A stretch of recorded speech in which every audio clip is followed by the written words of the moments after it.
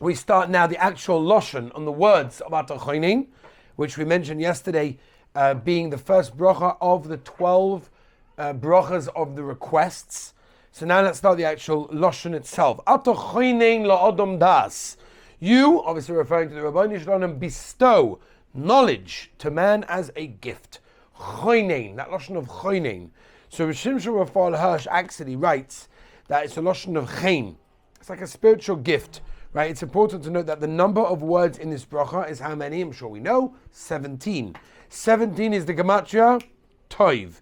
The bracha also begins with an Aleph and ends with a Tov, which is a way of showing that every single thing from Aleph to Tov is included in this bracha. That is what's going on over here. This is the third and last time that we address Hashem as Ata, you. Ata Gibor, Ata Kodesh, and Ata Choinin. The beginning of the bracha. Right. Yeah, the beginning of the bracha. We're saying you, Hashem, you're the only one that possesses wisdom. However, not only can Das be used for good, as we know, Das can also be used for evil. Esau, for example, had his head rolled into the Ma'aros Machpelah because his intellect was very much equaled to Yaakov's. His body took over, and that twisted his mind, but upon him it was all there. Rabbi Salanta brings down that people are given a huge amount of knowledge and use it, unfortunately, for the wrong things.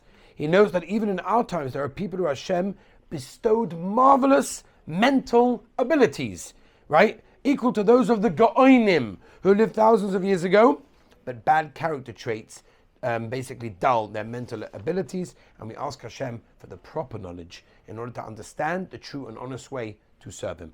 Umelamed le'enosh bina, who teaches insight to frail mortal. Enosh means weak and sick. The human being has so many limits, and yet Hashem gives us tremendous gift as wisdom. Enosh means the lowest type of human being. We're saying at this point Hashem gives wisdom even to the lowest point of the human being.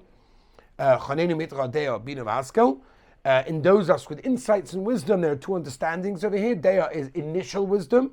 Bina is developing and understanding the wisdom of teaching. Haskell is the complete understanding in the entire manner. Another meaning of Deya is the clarity of knowledge. Bina being the ability to deduce one thing from another. And Haskell is the practical application of such wisdom. And we end, Baruch Atah Hashem, Choinein Hadas, the giver, gracious giver of intellect. To the extent that a person recognizes a proper intellect, Rabbi Saul Salanta once expressed that he knew, listen to this is amazing. Rabbi Saul Salanta said about himself that he knew he had the mental capacity of 1,000 men, but that he only meant that he had the obligation to serve Hashem like 1,000 men. Meaning, according to what you have and the abilities you were given, is your obligations to serve. Okay? And maybe we'll end with this. The Gemara tells us in the beginning of the Yud Zayin base, the Gemara says that the first thing a person requires in the world is das, understanding, which is this bracha, and only then can we get to the next bracha. The next bracha after Chonin Das is, of course, tshuva, but tshuva without das means nothing, because tshuva is, of course, you have to have an intellect, you have to have understanding and a knowledge to do that. Rav Schwab brings a mashal of a son who stole a large amount of money from his father and then ran away. After years and years, he loses all his money and is called back his father, and he pleads forgiveness from his father, and he asks, can you please come home? Father welcomes him back, well, obviously with open arms, and the son adds down, I'm so sorry, I have no money to come home. And the father says, don't worry, I'll pay for you to come home as well. And that's what we're saying in this bracha. When we start Hashivenu Mitzvah Hashem tomorrow, we're saying Hashivenu Avinu L'Sarasacha, we want to turn back, but not just to turn back, we want help to turn back. Who from? From the Rabbeinu Shalom. After asking for das, we then ask for tshuva, because we realize that we now understand the necessity to get closer to the Rabbeinu Shalom in that case.